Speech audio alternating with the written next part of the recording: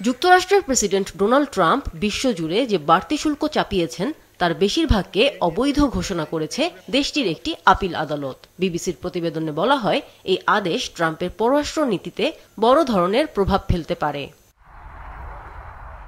শুক্রবার US court of appeals for the federal সার্কিটের বিচারকদের ৭-৪ ভোটে এ রায় দেয়া হয়।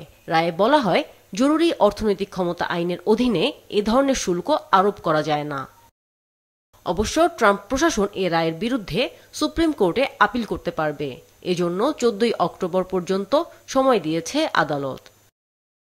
এদিকে এর সমালোচনা করে ট্রাম্প নিজের সামাজিক যোগাযোগ মাধ্যম ট্রুথ সোশ্যালে লিখেছেন, এই রায় বহাল থাকলে এটি যুক্তরাষ্ট্রকে ধ্বংস করে দেবে। তিনি আদালতকেই পক্ষপাত দুষ্ট বলে অভিযোগ তুলেছেন।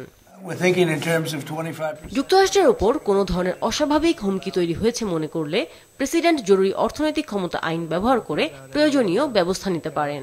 ট্রাম্পের দাবি, আন্তর্জাতিক বাণিজ্যের অসমতা তার দেশের জাতীয় নিরাপত্তার জন্য হুমকি, সেজন্যই তিনি এই আইনে দেয়া ক্ষমতা ব্যবহার করেছেন।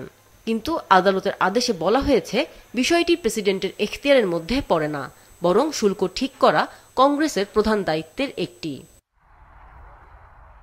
শুক্রবারের রায়ে শুধু বৈশ্বিক শুল্কই নয়, কানাডা, মেক্সিকো ও চীনের ওপর আরোপিত শুল্কও বাতিলের কথা বলা হয়েছে।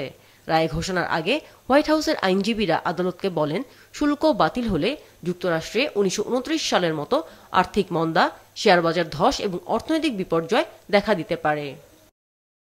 আমিনা লুসি, মাছরাঙা, নিউজ ডেস্ক।